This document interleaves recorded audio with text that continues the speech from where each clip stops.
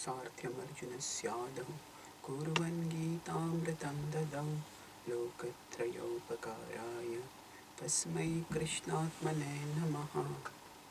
Hare Krishna. Welcome back to the Bhagavad Gita, Bhakti Shastri course. Today we are going to discuss the 5th chapter. We discussed till the middle of the second section of the 5th chapter. Let's look at the section overview. Then we will move forward and discuss further. So, the first section is Karma Yoga is equal to but easier than Gyan Yoga. Then Krishna is elaborating how the Karma Yogi can also attain freedom from bondage.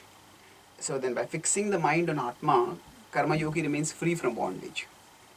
And that's 7 to 16. So we are in the middle of that right now. Then next section will be by fixing mind on Paramatma, Karma Yogi attains liberation. So we'll discuss that today also. This was a short chapter, 29 verses.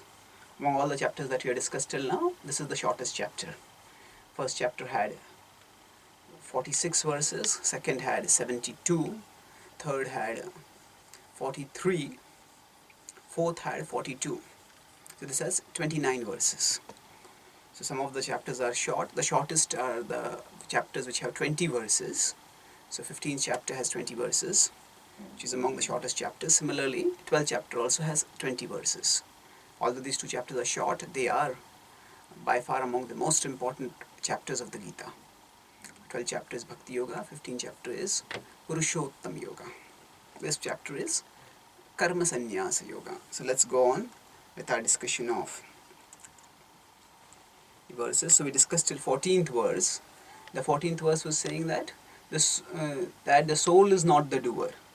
Swabhavastu pravartate. Swabhava is material nature. That was what it was saying. So now somebody says, but Swabhava actually isn't there some ultimate cause? Is the Supreme Lord responsible? Okay, if I am born as a Shudra and I act like a Shudra, then is the Supreme Lord has made me as a Shudra. So then is he responsible for the way I am made? So if I act according to the way I am made, then is he responsible? So that is the point which is addressed in this verse.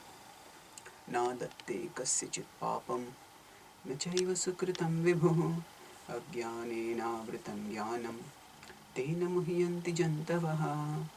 Na datte. Adatte means adatte means to accept. No adatte. The Lord doesn't accept. Kasyachit papam. Kasyachit means anyone. The Lord does not accept anyone's papa. Na chaiva sukritam vibhu. Nor does he steal anyone's punya. That means the Lord is not responsible for anybody's sinful or pious activities. Then what is making the living entity act in that way? Ajnanen avritam jnanam. So the jnana of the living entity is covered by ajnana, avritam. The similar word avritam was used by Krishna with respect to lust, when he was talking about how avritam jnanam etena jnanino nityavairina. So he talked about this in response to Arjuna's question 3.36. So this is 3.39. Now, after describing this, Ajnanen avritam jnanam. So Ajnan is covering the Gyan of whom? Tena muhyanti jantavaha. Jantavaha is the living entity, the conditioned soul. Jantavaha, the soul who is covered by the body and the mind, is called the conditioned soul. So that soul is referred to as the living entity or the Jantavaha. Tena muhyanti. The muhyanti is the soul is put into illusion. Now, let's look at these two parts of the verse. First part is saying that the Supreme Lord is not responsible for anyone's good or bad actions. He doesn't accept the reactions. He doesn't accept the actions. He doesn't accept the reactions. Now, of course, when a devotee surrenders to Krishna, the Lord takes away the sinful reactions, even the pious reactions. The Lord takes away. But we are not talking about bhakti over here. Krishna has not taken this chapter to the point of bhakti till now. So what is he talking about? He is talking about the consciousness of a karma yogi, and as contrast to that with the consciousness of a karmi.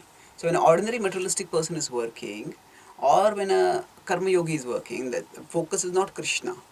So at that time, the Lord does not get directly involved. So na datte kasyachit papam na chaiva sukritam vibho. Lord does not accept anyone's good or bad activity, just like a judge. The judge doesn't accept anyone, the criminal's crime, nor the victim's compensation. The judge doesn't accept the criminal's punishment, nor the victim's compensation, the redressal. The judge does whatever is required according to the merits of the case. Same with the Supreme Lord. Now, the question may come up, and okay, at one level, he said the soul is not the doer. Another level, it is said that actually the Lord is not the doer. Then swabhavastu pravartate, it was said swabhav. So it's the nature that is the doer. And the question comes up, where does this nature come from? What is this nature actually? Swabhavastu pravartate, he says, that is described as agyanen avritam jnanam. That agyanen, by ignorance, avritam jnana. Sorry, here it is said, agyanen avritam jnanam tena muhyanti jantavaha.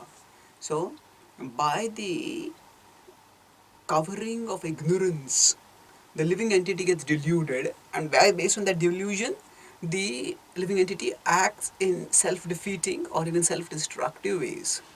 Self-defeating means they cause harm to oneself. Self-destruction means if a soul acts in a way that causes the soul to lose its human body, it goes into lower species, that is called Atma, the killer of the soul. The spiritual prospects of the soul have been lost for a long time by such misdeeds. So self-defeating means the soul is trying to make spiritual advancement, but the soul makes wrong choices and defeats oneself. So both of these can happen, self-defeating and self-destructive activities, but they all happen because of ajnanena vritam. So what is this agyan? It can be analyzed in different ways. We can refer to it as lust. Lust is one type of agyan. Ahankar, arrogance, is another type of agyan. These are various, they are called as anarthas. Anarthas means those which have no artha. Artha means value or meaning or value. So they don't have any value, they don't have any meaning. So these are anarthas. And we can also refer to this ajnana in terms of three modes. There's goodness, passion, ignorance. So they also create a kind of ignorance. These can be seen from different perspectives. The point is, the soul forgets who I am and takes on a false sense of identity. So the soul forgets that I am soul, a part of Krishna, I'm meant to serve Krishna. The soul starts thinking that I am meant to enjoy in this world. So I'm a male, I'm a female, I'm an Indian, I'm American, I'm fair-skinned, I'm dark-skinned, whatever. All these misconceptions come based on the body. Tena muhyanti jantavaha. So by this the living entity becomes bewildered. So now let's look at this once again. So there are three parties involved. There is soul, there is the Supreme Lord, and then there is the material nature. So now Krishna has said Swabhavastu pravartate in the previous verse. So now if Swabhavastu pravartate, if nature is doing everything, does that mean that we are helpless and so we are not responsible? No. Nature is going to make us act in certain ways, but even within the natural urges, there are certain urges or certain pushings, we can say, which can be dovetailed, and certain things which have to be curtailed. So what are the things that have to be dovetailed, which can be dovetailed? So for example, one's varanic propensities, whether one is Brahmana, Kshatriya, Vaishya, Shudra. So these are propensities and they can be dovetailed in Krishna's service. So on the other hand, there are the inclinations of lust, anger, greed, envy, pride and illusion. They need to be curtailed. So certain things need to be dovetailed, certain things need to be curtailed. So both of these, we could say, they result from our material identification, from our situation in the body and our identification with the body, but some of them can be utilized, some of them have to be controlled. Now in one sense, even a Brahmana, if the person thinks that I am a Brahmana, that is also an agyan. And that's why Chaitanya Mahaprabhu says, Naham vipro nachinarapatir. That I am not a Brahmana, I am not a Kshatriya. Like that he rejects identification with all the Varanas and all the ashramas. He says, I am simply a servant of Krishna, servant of the Lord of the Gopis, he says. So that is true at a pure liberated level. At the sadhaka level, we understand intellectually we accept in principle that I'm a soul, but then I understand my body has a particular nature. So then I act according to the nature. But when I act according to my bodily nature, I don't become infatuated or dejected or elated by whatever I do with the body.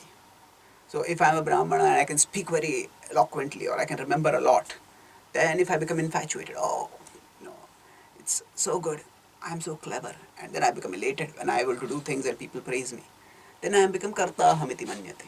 On the other hand, if I am a Brahmana but I somehow don't have such a good memory, I don't have such a good speaking ability, then I may become elated, oh, I'm good for nothing. I may become dejected, oh, I'm good for nothing. But that is also another form of illusion. So whatever the bodily faculties I have, I will use them in Krishna's service. And that way, I will make steady spiritual advancement. Now, when I make spiritual advancement in this way, I will move forward steadily and ultimately return to Krishna once I transcend the mode. So that this is how every aspirant in the Varnashram system should think. Whether Brahmana, Kshatriya, Vaishya, Shudra, they all can engage in the path of transcendence according to their natures, and they can eventually attain liberation. So the Agyan is definitely there, but the Agyan has to be, different aspects of Agyan have to be dealt with differently. So now whether a person is a Kshatriya or a Vaishya or Shudra, everybody has lust. Even Brahmana has lust. Now different people in the different Varanas, different ashramas, they will deal with lust differently. But they all have to regulate lust to some extent. They have to regulate lust to some extent. So lust, anger, greed, envy, pride, and illusion, the extent to which they can be expressed, they will vary. So a Kshatriya general can have polygamy also, can have many wives, and can live in opulent palaces, can have a lot of wealth also. That is within the Varanic duties and the Varanic arrangement. Varanic, I'm using as adjective for Varana. So within the arrangement of Varana, that is perfectly, that is accepted within the scriptures. So when Krishna is saying Agyane Navratam Gyanam, yes, we are covered by ignorance, and that ignorance makes us behave in particular ways. Now, when we identify with those ways of behavior and think that that is our essence, and let our desires be caught completely in what we are seeking according to our bodily nature, then we will become entangled. But when we understand, yeah, this is my body nature, this is how I act, but I am different from all this. I am a soul, and as a soul, I am meant to love and serve Krishna. Then the bondage will be not there. In fact, when we work in that way, we will stay free from bondage. So now Krishna will talk about how to become free from Ajnana. So Prabhupada here contrasts the word Vibhu in this verse with the word Prabhu in the previous verse. The Prabhu means to living entity who is thinking, I am the Lord of the age, Lord of this body. But Vibhu is Supreme Lord. Vibhu means one who is great. It's full of, Prabhupada talks about the 6 opulences. And then Prabhupada says that the living entity being in a bewildered condition, Agyane Navratam, Muhyanti. Therefore, the embodied soul identifies himself with the circumstantial material body and becomes subjected to the temporary misery and happiness of life. Circumstantial material body. Normally, we think of circumstantial job or circumstantial meeting, but from the point of view of eternity, the material body is also circumstantial. Just temporarily, we have got it. Certain circumstances, because of certain circumstances, certain desires came up in our mind. Those desires we developed and we become attached to those things. Then we developed a certain kind of thought process at the time of death, and accordingly we got this body. So it's largely circumstantial. Of course, we are not victims of circumstances. We cooperate with the circumstances. We also chose desires accordingly. So in that sense, we are also partially responsible. But the use of the word circumstantial emphasizes that there is nothing intrinsic that connects us with the body. We are different from the body. And then Prabhupada now quotes various interesting verses. So one is, let's look at these verses which Prabhupada quotes over here. Kaushitaki Upanishad Prabhupada is quoting. Esha huya eva sadhu karma karyati tam yam ebhyo lokebhya unnishyate. Esha eva sadhu karma karyati yam adho unishyate. Now, Esha is that absolute truth. Prabhupada translates that Lord. sadhu karma karayati. So that Lord makes the living entity do good activities. And tamyam ebhyo lokebhya unnishyate. Unnishyate is can be related with the word unnati, progress. Does that anything? So unnishyate means to progress, elevates the living entity. Esha eva sadhu karma karayati. Asadhu karma, that is impious activities. And then nishyate is lower. The lower living entity may go to the lower places. So now this verse may raise a question: does the Lord engage us in good activities or bad activities? Or do we engage ourselves? Both are there. Actually, unless the Lord sanctions, nothing will happen. But it is we who desire. So after we desire, the Lord engages accordingly. The emphasis in this verse is that, again, when Prabhupada is quoting this Kaushitaki Upanishad verse, his emphasis is on the point that the Lord is facilitating us. The Lord is not per se prima facie engaging us. The Lord is facilitating our desires. And Prabhupada also quotes here.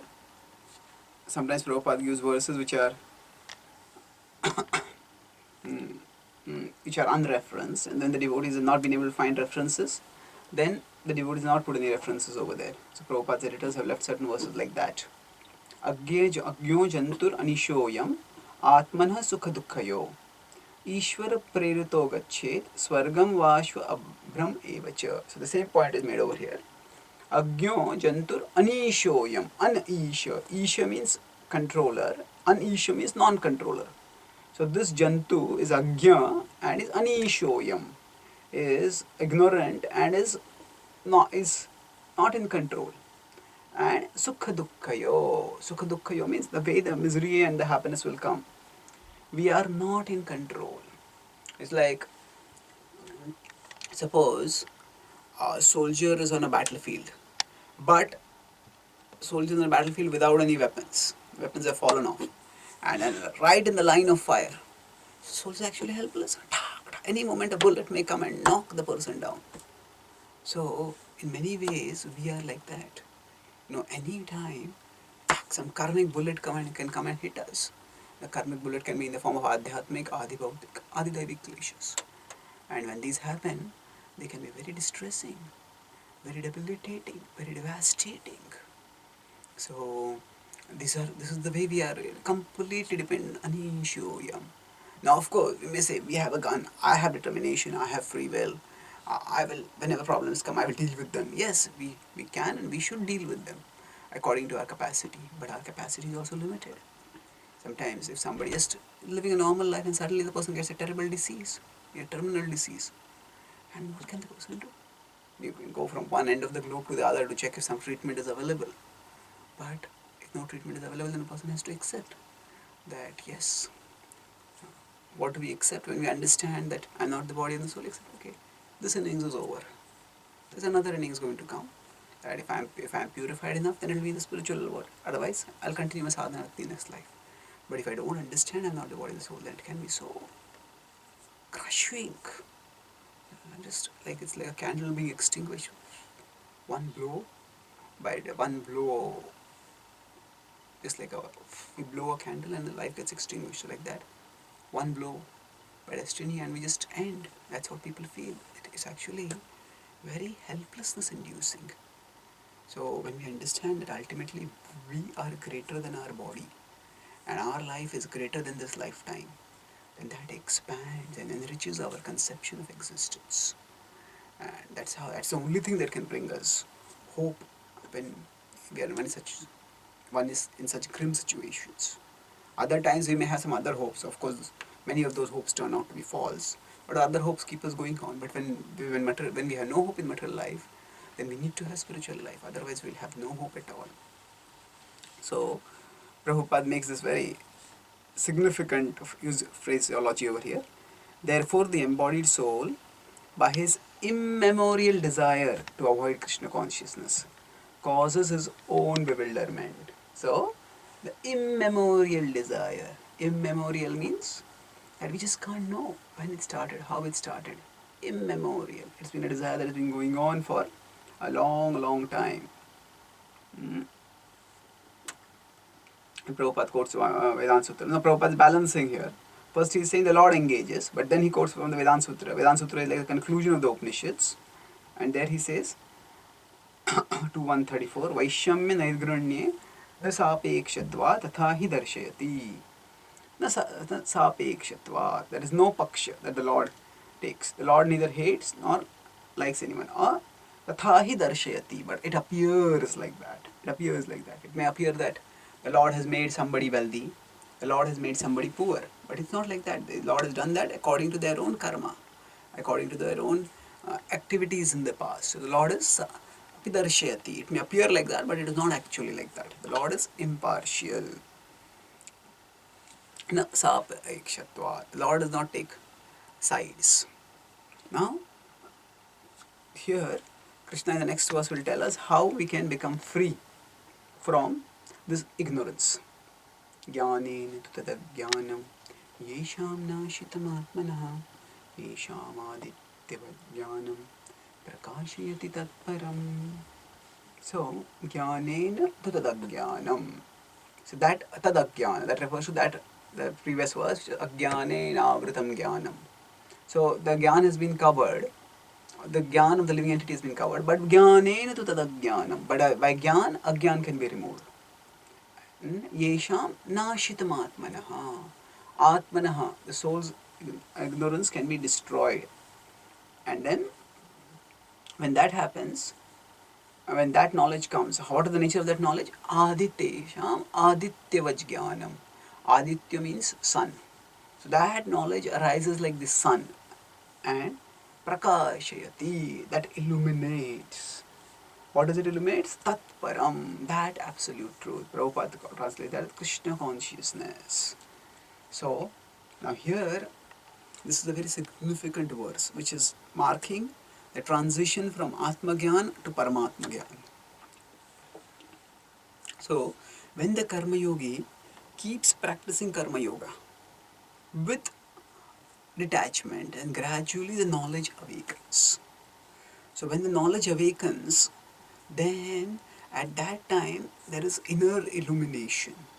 Inner illumination. And in that inner illumination, the living entity understands not only one's own spiritual identity, I am not the body and the soul, but also understands the presence of the Supreme Lord.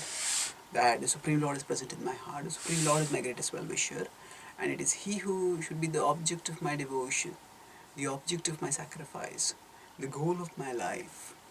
So when that is prakashayati tatparam, that is the supreme illumination. And that knowledge arises like the sun.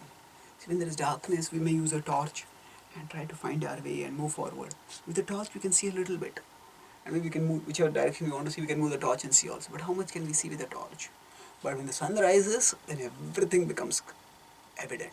We can see all directions. We can see right ahead in the way to a long, long distance ahead. So like that, when we are practicing sadhana bhakti, we use our scriptural knowledge, we use our little intelligence based on scripture, whatever we have developed, and we try to see. But that is like a torch. We are able to see a little bit. We are able to see a little bit. And of course, we need the torch, and by that we can see a few steps and keep moving forward. But as we become purified, as we make spiritual advancement, then the sun of spiritual wisdom rises in our heart. And then things become clearer and clearer and clearer.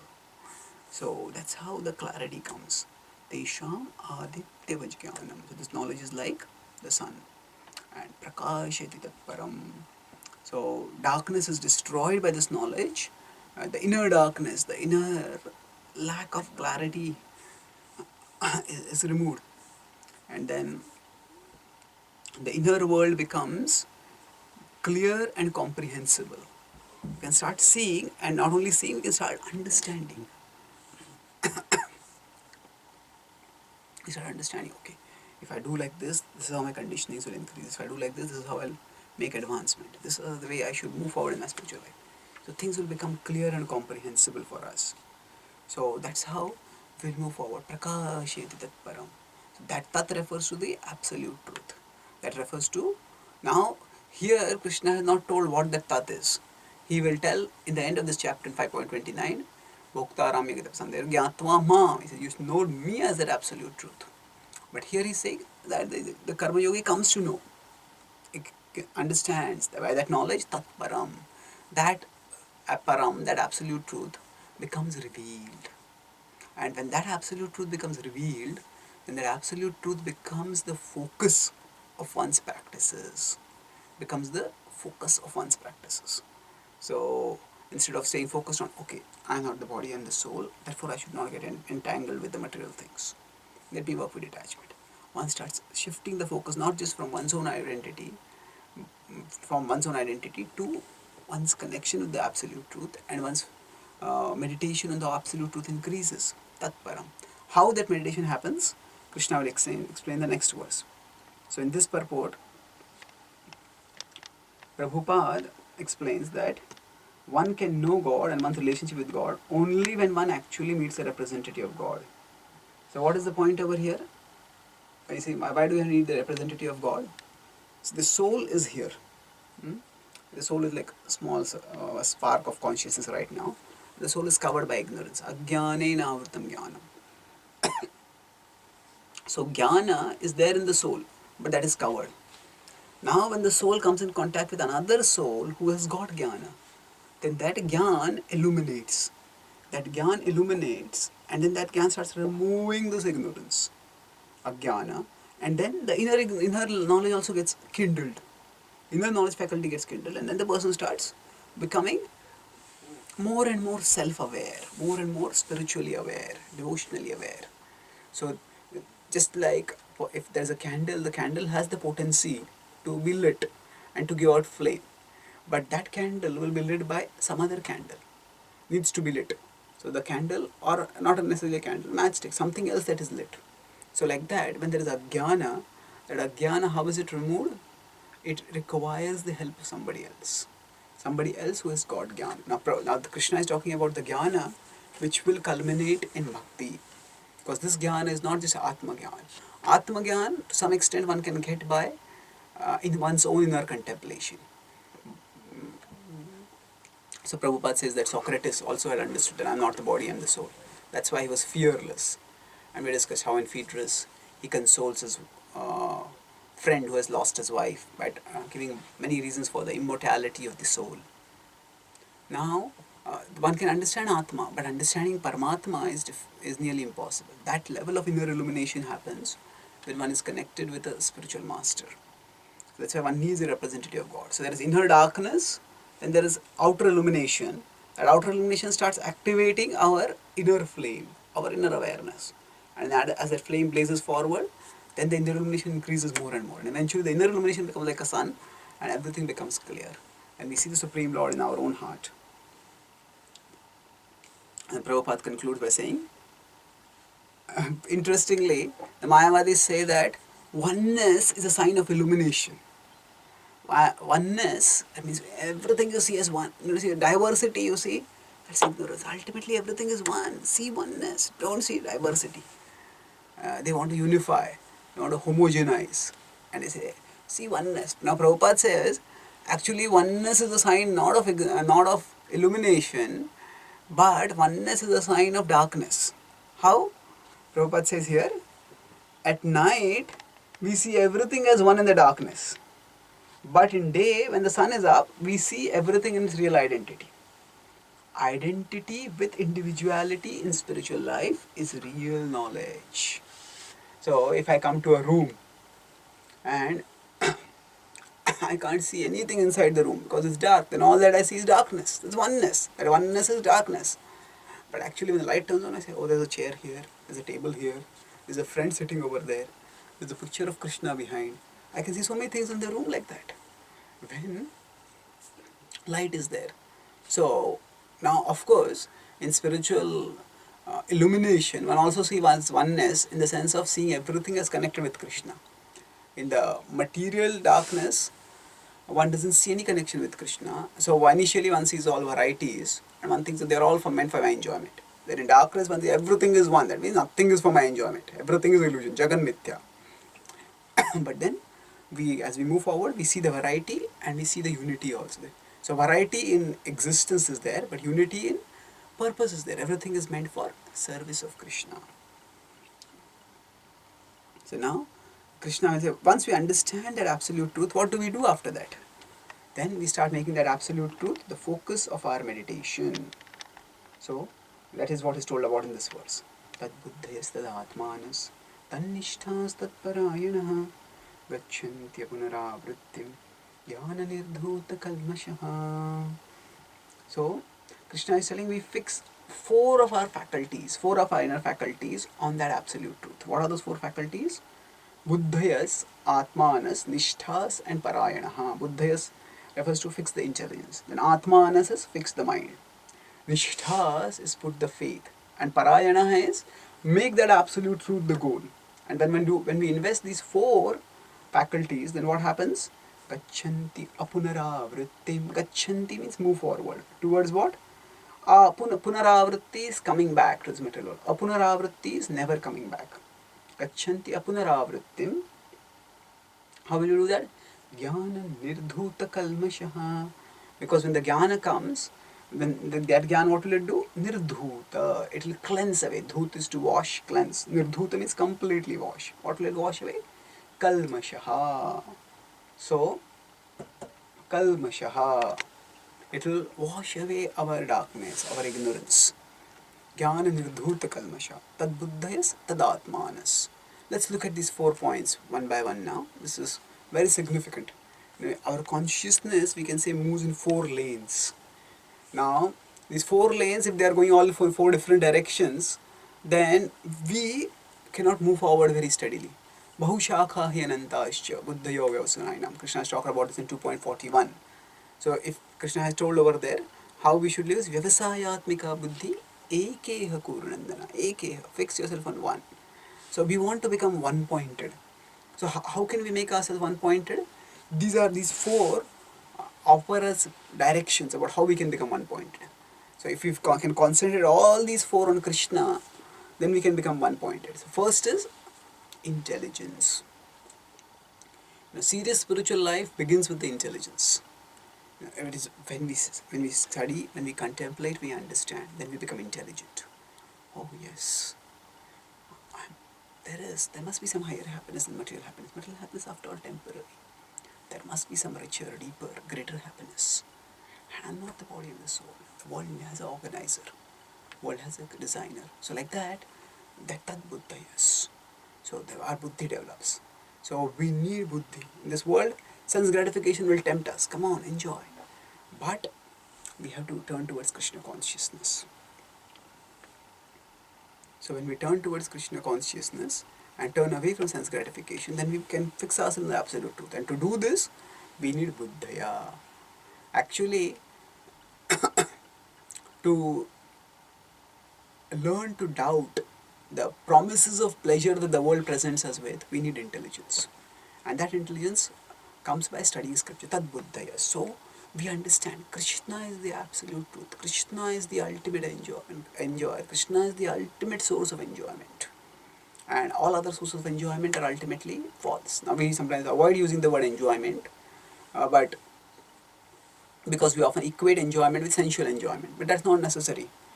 In Bilvamangal Thakur, at the start of his one of his poetic compositions, he says that Supreme Lord is Krishna is the only enjoyer and the only source of enjoyment. So, buddhayas, we become convinced Krishna is the ultimate reality. Whatever is attractive in this world, like the sparks, the whole is Krishna. So, if I focus my consciousness on Krishna, actually I'll get far, far more fulfillment than anything else in the world.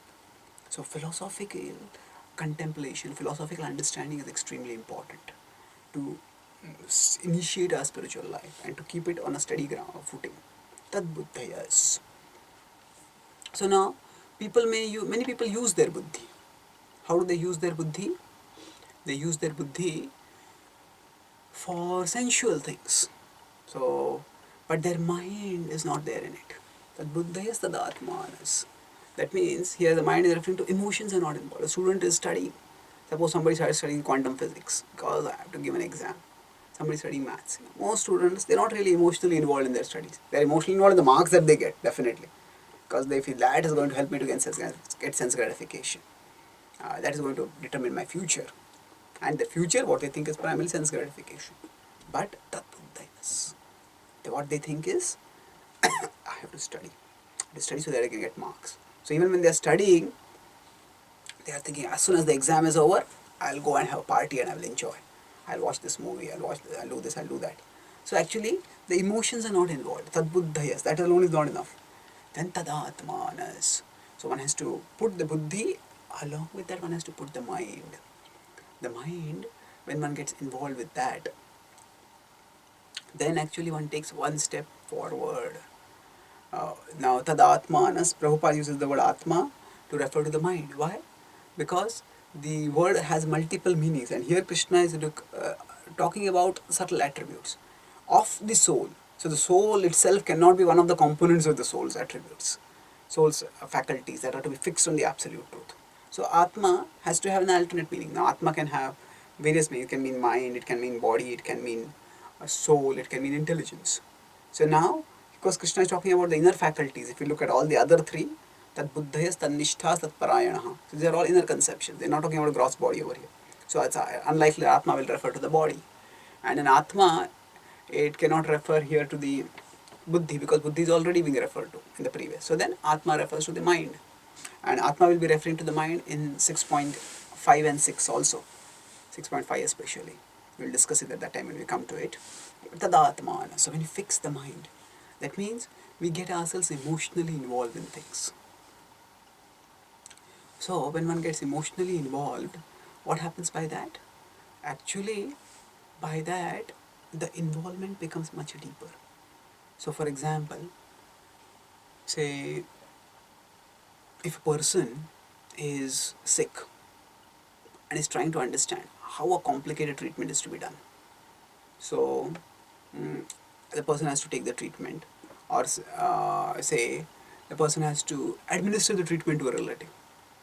So there is a person who has always taken allopathic treatment, has never taken, say, Ayurvedic treatment.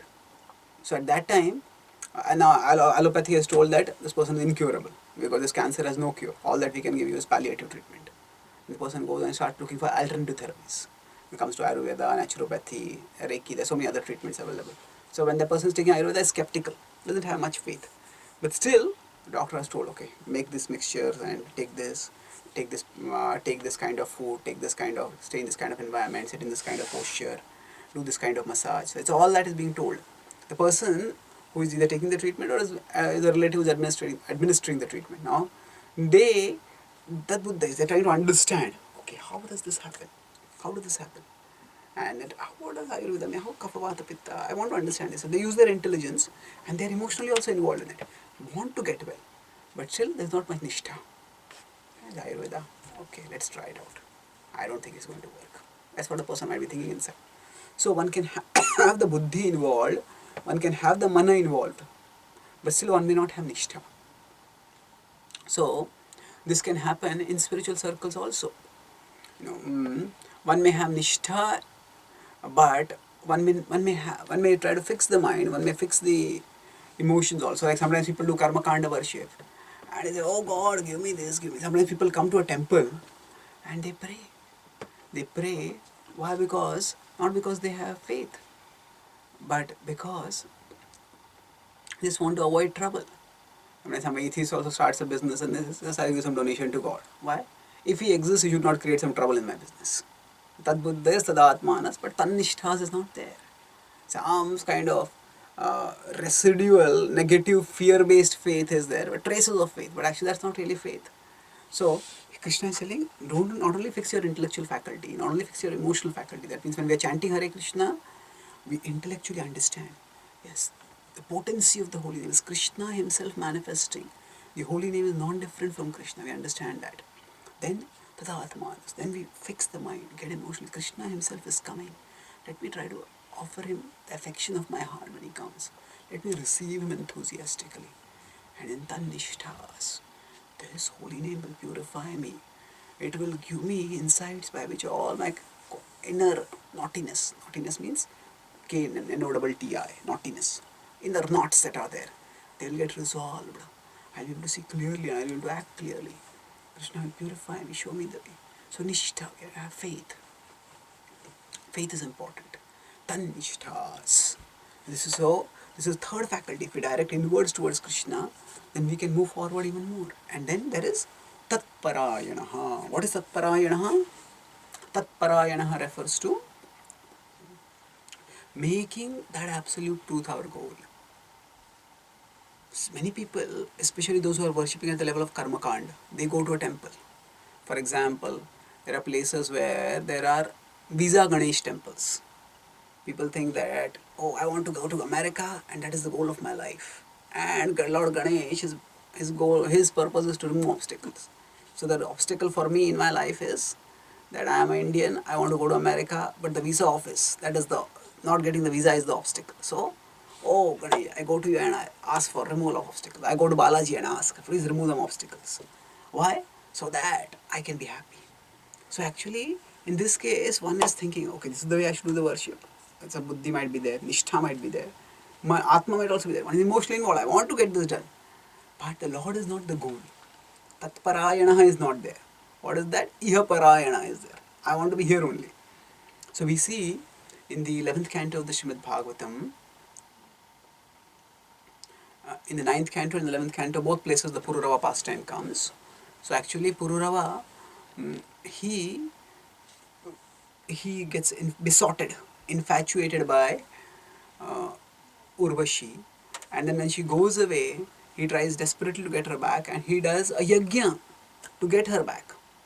And when he does a yajna, Lord Vishnu himself appears. He does a yajna for satisfying Lord Vishnu. Now Lord Vishnu is all attractive. Now when one gets the Sakshat darshan of Lord Vishnu, one's infatuation with everything in this world should be forgotten. But does that happen to him? No. It doesn't happen immediately. See, Lord Vishnu darshan is definitely going to have its effects. But it can take time. If one is too infatuated, bhoga ishwarya prasaktanam. If one is too attached to one's desires, then it may take time. So what happens is, he has darshan and he doesn't say, oh my dear Lord, you are so attractive. Thank you very much for beholding me. Please purify me. Please grant me Shuddha Bhakti, pure devotion. He doesn't say that. He says, please give me Urvashi. So what happened? His goal was not Tatparayana. His goal was Urvashi Parayana. He wanted Urvashi. That was all that he wanted. So that way, he was entangled. So actually, if we want to make spiritual advancement, Krishna should not just be the object of meditation so that we can do things better in life. Krishna should be the goal of meditation, and not just the goal of meditation, he should be the goal of our life also. Many people practice spirituality nowadays because they say spirituality will offer some stress relief. I do some singing, I do some dancing, I do some meditation. Yeah, it relaxes me. That's good. Anyway, we connect with spiritual dimension of life, that's good. But if we stay at that level itself, then we don't really benefit fully. We miss out on the actual gift that spirituality is offering us. Spirituality is not just meant to be a stress reliever. Spirituality is meant to be the complete distress remover. Complete distress remover is we are in a distressed state in material existence, and all distresses can be removed when we redirect our life from material to spiritual. So yes, we get stressed and we do the relief. We need relief from stress, and we can use spirituality for that. That's not wrong. But as we become purified, as we become illumined with spiritual wisdom, then we understand Krishna is not just meant to be a stress reliever. Krishna is Krishna. The word Krishna has many meanings. One of the meanings of the word Krishna is Sarva Akarshititi Krishna, one who attracts everyone. Another meaning is that Krishna, one who ends Krishna, the repetition of birth and death now, one who ends that. It's called Krishna. So the goal of spiritual life is to make spiritual life our goal. The goal of spiritual life is to make spiritual life our goal. That spiritual life is our ultimate destination when we want to purify ourselves and return back to Krishna. So, Tat Parayana. So initially we may have some such motivations of trying to improve our material life, but eventually we purify ourselves and turn towards Krishna. So Krishna says, what will happen when you do all this? Gachanti apunaravrittim. That will move on the path from which there is no return. And how will this happen? Gyan nirdhuta. By jnana, nirdhuta means will become completely cleansed, will become completely purified. Kalmashaha, all contaminations will go away. So, earlier we discussed about how spiritual knowledge, when we seek knowledge about Krishna, knowledge about the absolute truth, that is not meant to be theoretical, that is meant to be transformational. So that transformation is nirdhuta kalmashaha, is washing away of everything. How will that washing away happen? When we invest our consciousness. So, what we have to do is tad buddhes tad atmanas tad nishthas tad parayana. All these four faculties we try to, these are four lanes of our consciousness, they all may be going in different directions right now. We sometimes, sometimes we like the philosophy of Krishna consciousness, but sometimes we think with buddhi, oh, science has also made so much advancement, science is also quite impressive. And tad buddha atmanas, sometimes we feel, yes, when I come and chant and dance in kirtans, that's very nice. But then, when India wins a cricket match, oh, that's also very nice. Our mind gets emotionally caught up there also. Then tanishthas, we have faith in Krishna, some faith in Krishna. Okay, but material life is also not so bad. Material life is also enjoyable. So tanishthas, like that our faiths are currently splayed. So tatparayanaha, our goal is Krishna Parayana. No, not so much. Okay, yeah, I want to go back to the spiritual world, but I want to have a good time here also. Then afterwards we'll think about going back to the spiritual world. Right now, I want to be here and I want to make it big over here.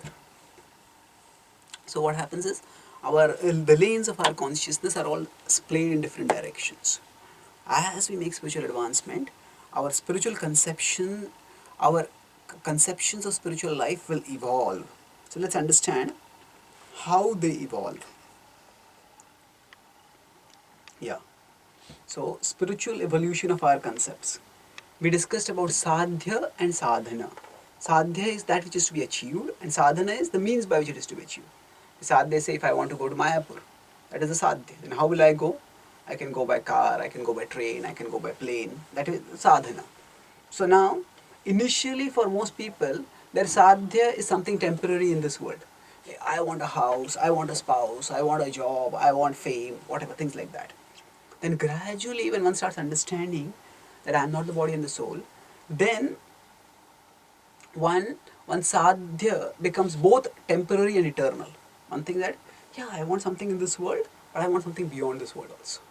So as this is the stage where most of us probably we are right now. Then eventually the sadhya becomes only eternal. Now I am ready to give up this world for the sake of eternal destination. Of course, we may not have to give up this world entirely. We can still be in this world and act in this world, but our heart's goal becomes fixed in the next world, eternal.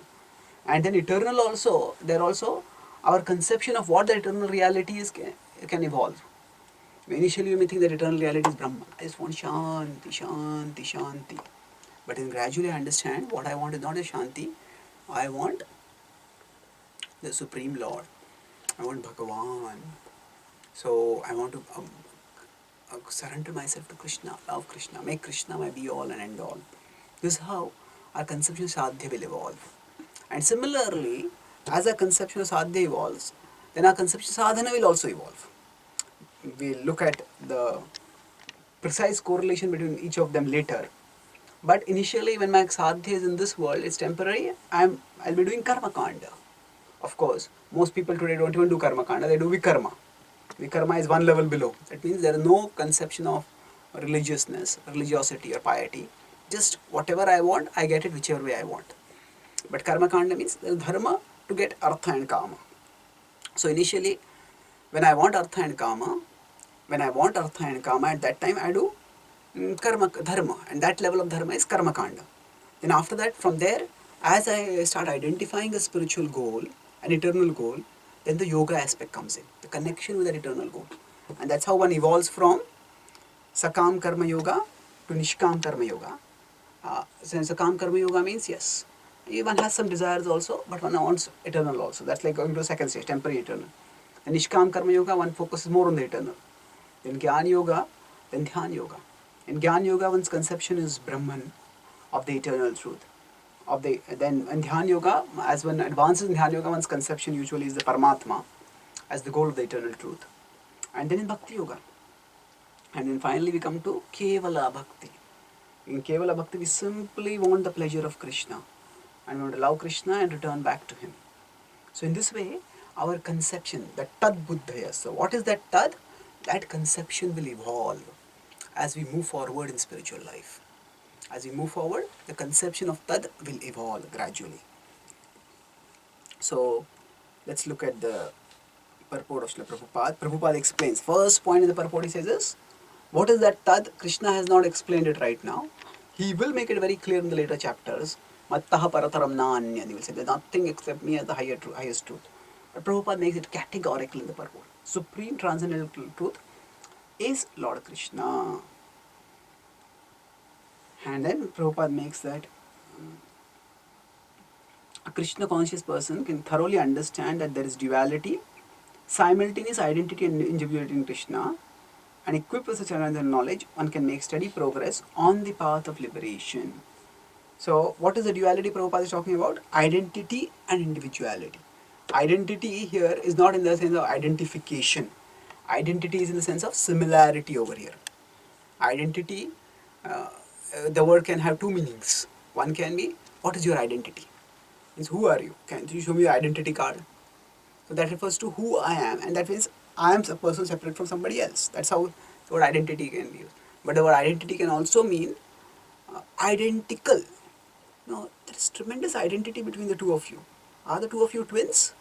That identity means similarity, connection. So Prabhupada says there is simultaneous identity and individuality. Identity means there is sameness, there is oneness between us and the Supreme Lord, but at the same time there is individuality. The Lord is an individual and we are individuals. So in Krishna, there is duality in Krishna in the sense that actually that same absolute truth is one, but it's manifested in many forms. And many forms are also his parts, and some of the forms are his parts and parcels also. So we are one with Krishna, but we are different from Krishna also. In this way, there is duality in Krishna. Now Krishna will describe in the next verse here about how such a person, so that when we fix all our faculties on Krishna, then how do we see this world? How do we see the things and the people of this world? That is what is talked about in the next verse. It's a well-known verse which Prabhupada would quote quite often. Vidya vinaya sampanne brahmane gavi hastini shunichaiva shvapake cha pandita samadarshinaha. So Vidya Vinaya Sampanne. So here is talking about Brahmana. The Brahmana is a person who is a member of the highest among the Varanas. And what kind of Brahmana? Vidya Vinaya Sampanne. So now this can refer to the Vidya and Vinaya referring to the qualities of the Brahmana. The Brahmana is learned and the Brahmana is Vinaya, as humility or gentleness.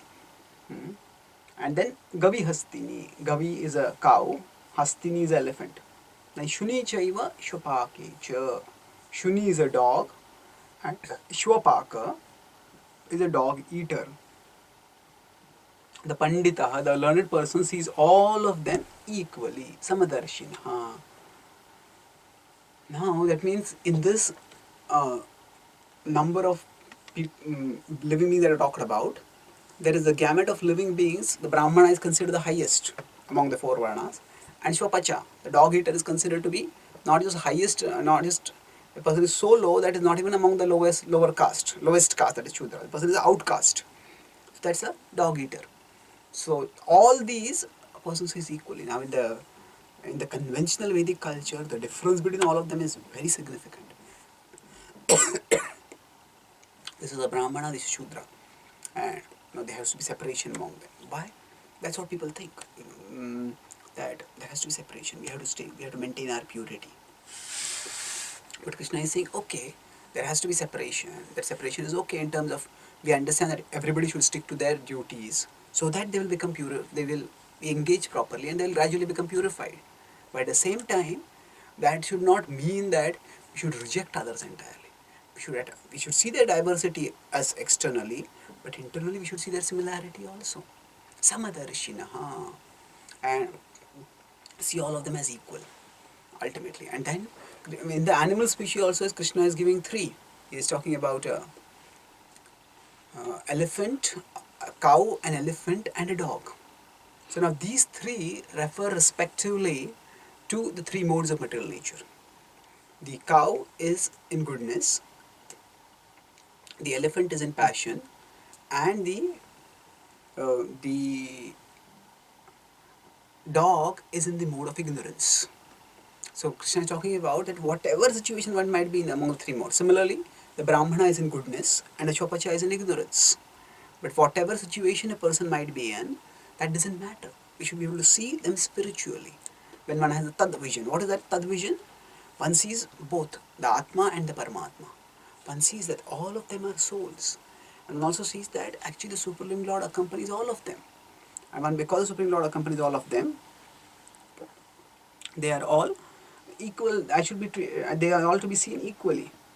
So Prabhupada explains that these differences of body are meaningless from the viewpoint of a learned transcendentalist. So learned transcendentalist is Panditah Samadarshinaha. Prabhupada talks further about the difference between the soul and the super soul. Now, yeah. So this equal vision towards the full spectrum of everything in the three modes. So, and goodness, passion, ignorance, all of them there is equal vision. But at the same time, we have to understand equal vision does not mean equal reciprocation. There has to be appropriate reciprocation. One can go and embrace a cow, but one cannot go and embrace a tiger. If we embrace a tiger, then we'll have to wear a brace afterwards. We may knock down, we may be fractured, and if at all we survive, we may be devoured completely. But even if somebody comes and survives us, helps us survive, still we can't. There cannot be equal reciprocation. There has to be appropriate reciprocation. But the point is, there has to be equal vision. So this equality of vision comes when we see the Atma Tattva. When we see the Atma Tattva. So this is what is talked about. And this vision is so important in today's society. When the world is fractured with prejudices. There are many verses of the Bhagavad Gita which we can which we can tell new people. And certainly we would like to talk about how you're not the body or the soul. And that is important. But people also want to know what is the practical help that can come by understanding Bhagavad Gita. The world is caught up in so much sectarian conflict. So the Bhagavad Gita helps us to bring about unification. By unification not just among different human beings, but among all living beings, beyond the human beings also. How does that happen? Through spiritual vision. So these are the verses which are very important, which we can appropriately present to people who are concerned about the conflicts in the world. And if we start understanding that we are all souls and everybody is connected with Krishna, then once we understand we are all a part of one family, then the conflicts will decrease substantially. So, Prabhupada would often quote this verse too, and we practically see this also within our Krishna consciousness movement, that there will be devotees from different parts of the world, and they will be from different backgrounds. But when kirtans start, they all chant and dance and sing, and they are all happy. When Srila Prabhupada was doing a big pandal program in Mumbai, so at that time, he arranged that on the pandal itself, on one of the last day, one of the concluding days of the pandal, he arranged that he had two of his disciples getting married. So I think the boy was the Prabhuji was from America, the girl was from Australia, the Mataji was from Australia, and they were going to a third country, Europe somewhere, to preach after that. So the Prabhupada talking about Prabhupada was so happy and so proud, and then he said, "This is the real United Nations." So actually speaking, the point is that people from all over the world can come together and glorify Krishna once we understand that spiritual vision. Srila Prabhupada wanted the same. Bhaktivinoda Thakur had the same vision when he talked about the fortunate day when people from all over the world, from Russia, Germany, Prussia, Germany, all these countries, England, America, they all come and they chant the holy names in Navadvip. So to some extent, Srila Prabhupada has fulfilled that prophecy. And the more we internalize this spiritual vision, and the more we share the spiritual wisdom with others, that vision will become more and more manifest, and we can have more and more equality and unity in the world. That will bring peace and harmony. Thank you very much. Hare Krishna.